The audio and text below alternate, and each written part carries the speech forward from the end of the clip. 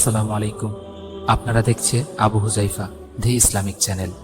অনুগ্রহ করে লাইক করুন, শেয়ার করুন এবং চ্যানেলটি সাবস্ক্রাইব। স্বাগত জানাচ্ছি আজকের এই চমৎকার বিশ্লেষণে। আচ্ছা, আজ আমরা এমন একটা প্রাচীন ও ধ্রুপদী শাস্ত্রীয় পাঠ্য নিয়ে আলোচনা করতে যাচ্ছি যা সত্যি বেশ কৌতূহলোদ্দীপক।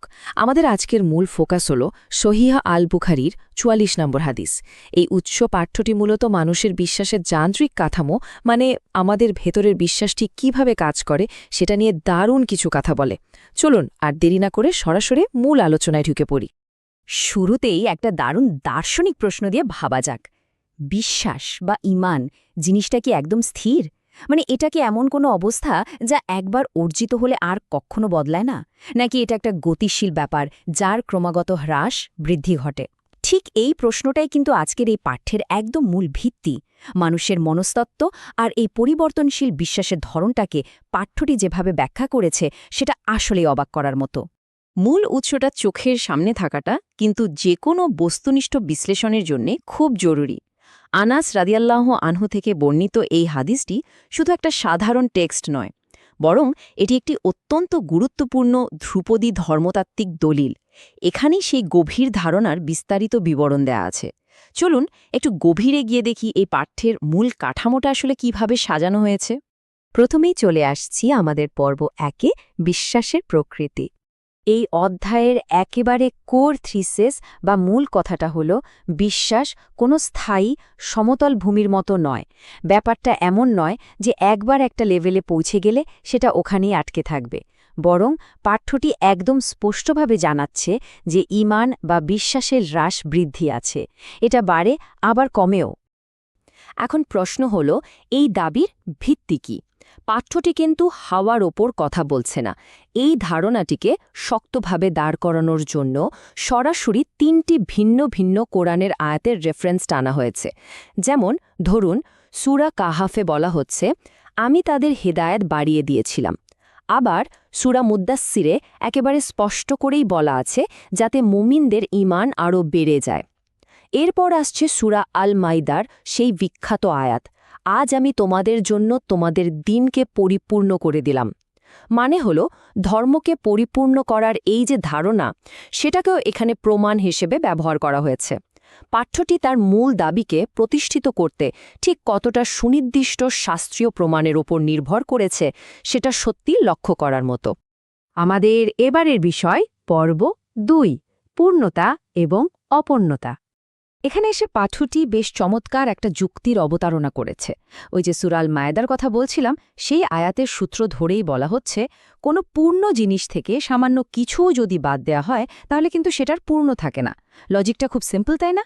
যদি কোনো ধর্ম বা বিশ্বাসকে পরিপূর্ণ করা সম্ভব হয়, তার মানে হল সেখান থেকে বিন্দু মাত্র কিছু বাদ পড়লেই তা স্বয়ংক্রিয়ভাবে অসম্পূর্ণ বা ত্রুটিপূর্ণ হয়ে যাবে। বিশ্বাসের যে আসলেই হ্রাস পেতে পারে, এটা তারই একটা দারুণ শক্তিশালী যৌক্তিক প্রমাণ।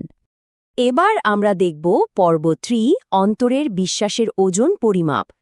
এই পুরো পাঠ্যের একেবারে কেন্দ্রে রয়েছে একটা বারবার উচ্চারিত ঘোষণা, লা ইলাহা ইল্লাল্লাহ, যার মানে হল আল্লাহ ছাড়া ইবাদতের যোগ্য আর কেউ নেই। এটা হচ্ছে বিশ্বাসের একদম প্রাথমিক আর মৌলিক স্বীকৃতি। পরবর্তী সময়ে পরিত্রাণের যতগুলো মানদণ্ড আসবে তার সবগুলোর জন্যই এই স্বীকৃতিটা হল একটা পূর্বশর্ত। মূল পাঠ্যে এই বাক্যের উপস্থিতিটা যে কতটা অপরিহার্য তা খুব ভালোভাবে তুলে ধরা হয়েছে। এরপর যে বিষয়টা আসছে সেটা শুনলে যে কেউই অবাক হবেন। নবী সাল্লাল্লাহু আলাইহি ওয়াসাল্লাম এখানে একটা দারুণ রূপক ব্যবহার করেছেন, যাকে আমরা একটা জুম ইন এফেক্ট বলতে পারি। তিনি শারীরিক ভরের একটা নিম্নমুখী পরিমাপ বর্ণনা করেছেন। প্রথমে বলা হলো একটা জব বা বার্লির দানার কথা, তারপর সেটাকে আরও ছোট করে আনা হলো একটা গমের দানায়, আর একেবারে শেষে সেটা নেমে এলো একটা অণু বা পরমাণুর সমান ওজনে। দৃশ্যত এটা একটা অবিশ্বাস্য ক্রমাবনতি, ঠিক যেন মাইক্রোস্কোপ দিয়ে দেখার মতো ব্যাপার। আর মূল পাঠ্যের সবচেয়ে গভীর তাৎপর্যটাও কিন্তু এখানেই লুকিয়ে আছে।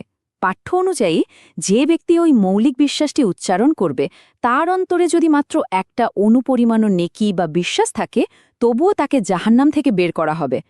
বিষয়টা একবার ভাবা যাক তো, অন্তরের একটা আণুবীক্ষণিক বা মাইক্রোস্কোপিক পরিমাণ বিশ্বাসের যে ঠিক কতটা বিশাল ক্ষমতা আর চূড়ান্ত মূল্য রয়েছে, সেটা এখানে কি দারুণভাবেই না ফুটে উঠেছে।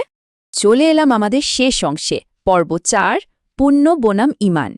মূল পাঠ্যটির একেবারে শেষের দিকে তাকালে একটা ইন্টারেস্টিং জিনিস চোখে পড়ে। এখানে আবু আবদুল্লার পক্ষ থেকে একটা পণ্ডিতসুলভ নোট বা টিকা যুক্ত করা হয়েছে। এটা মূলত আবান নামক একজন বর্ণনাকারীর একটা নির্দিষ্ট ভাষাগত ভিন্নতা বা ভ্যারিয়েন্টের উল্লেখ। এই ধরনের ছোট্ট একটা নোট কিন্তু প্রমাণ করে দেয় যে সেই যুগে উৎস দলিলগুলো সংকলনের সময় ঠিক কতটা যত্নশীল আর স্বচ্ছ পদ্ধতি অবলম্বন করা হতো। আর ঠিক এই জায়গাটিতেই পণ্ডিতদের সূক্ষ্ম কাজটা পরিষ্কার বোঝা যায়।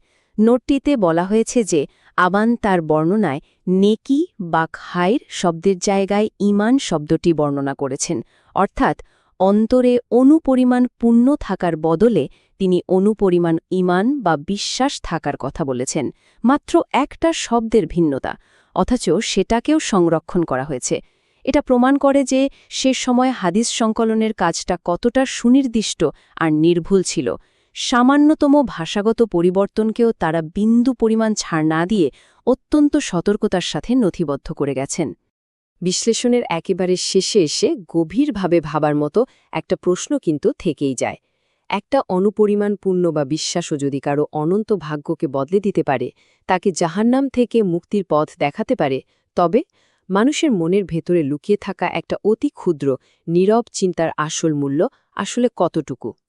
এই প্রশ্নটাই আমাদের অভ্যন্তরীণ বিশ্বাসের সত্যিকারের গুরুত্ব বুঝতে বাধ্য করে। আশা করি আজকের এই বিশ্লেষণটি পাঠ্যটির মূল কাঠামো আর এর পেছনের গভীর ধারণাগুলো বুঝতে সাহায্য করেছে। পুরোটা সময় জুড়ে